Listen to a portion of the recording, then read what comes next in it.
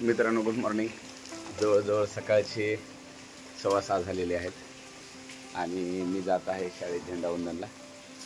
बालपणी झेंडावंदन म्हणजे फार उत्सुकता होती, आजही आहे. आज पाऊस चालू आहे, पहा जोरदार, आकाश पहा, आणि पाऊस चालू आहे. मग आता कार घेऊन जात आहे शाळेकडे. लहानपणी झेंडा म्हणलं की आपल्याला खूप उत्सुकता वाटायची की नेमकं कळायचा नाही तो 15 ऑगस्टचा झेंडा, 26 जानेवारीचा झेंडा, 17 सप्टेंबरचा झेंडा अलग अलग असायचे. झेंडा का हे कळत नव्हतं. पण सकाळीच 5 वाजल्यापासून उठायचे आणि कामाला लागायची, एक तत्परता होती. आज मी उठलोय, घरी कुणी उठलं नाही, आता मी एकटाच उठलोय, आवरले आणि हे पाणी निघालोय. तुम्हाला आता दाखवतो. शाळेत विद्यार्थी येऊन बसले असतील.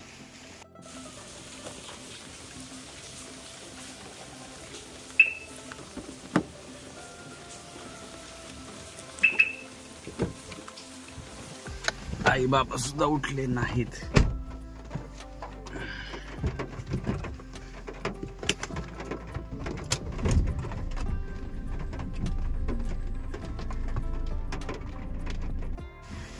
चला आता गेट लावतो.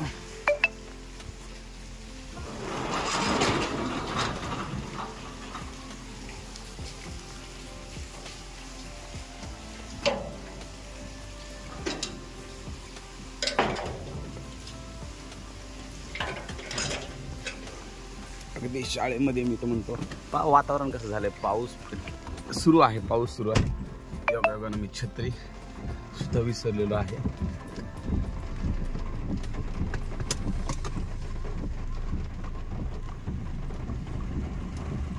आता छत्री सुद्धा माझी विसरली आहे. पावसाचं वातावरण, परंतु हा पाऊस लेकरांच्या उत्साहाला थांबू शकत नाही. त्यांचा जो उत्साह असतो तो प्रचंड असतो की आम्हाला इतक्या वाजता शाळेत बोलवलंय, तितक्या वाजता शाळेत बोलवलंय. हा जो उत्साह आहे प्रचंड असतो. हा पाऊस त्याला थांबू शकत नाही, लेकरांच्या उत्साहाला. चला ठीक आहे, ओके.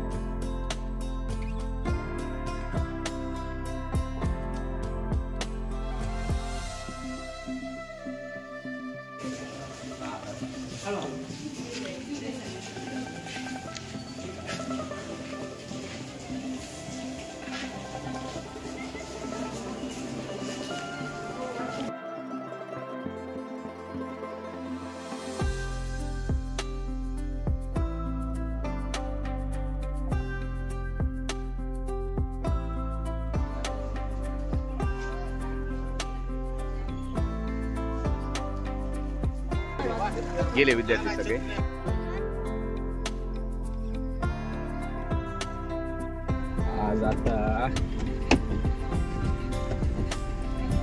आज बसण्याचा योग आला पवार सरांचा. मला शिकवलेले माझे गुरु आज पवार सरांना बस स्टँडला आता सोडतो आहे. झेंडावरून झाला आमच्या दोघांचंही. ओके चला. तर अशा पद्धतीनं आपला हा दिवस संपलेला आहे. आजचा झेंडावंदनही झालं, सगळेच कामं झाले.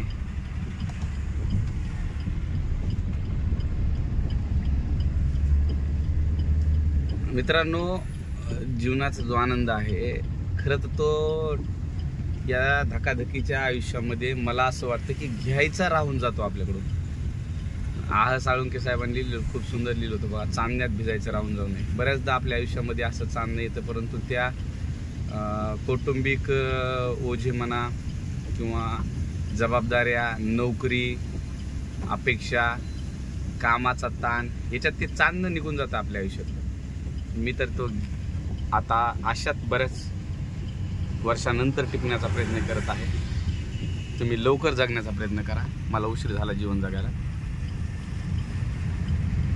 बाकी काय, जन्माला येणाऱ्या प्रत्येक माणसाचा मृत्यू हा अटळ आहे. त्यामुळं आपलं जे जीवन आहे ते आपल्याला स्वतःसाठी, कुटुंबासाठी, समाजासाठी आणि पुढच्या पिढीत आदर्श निर्माण करता येईल असं काहीतरी जगता आलं पाहिजे. एवढंच. ठीक आहे. ओके, धन्यवाद.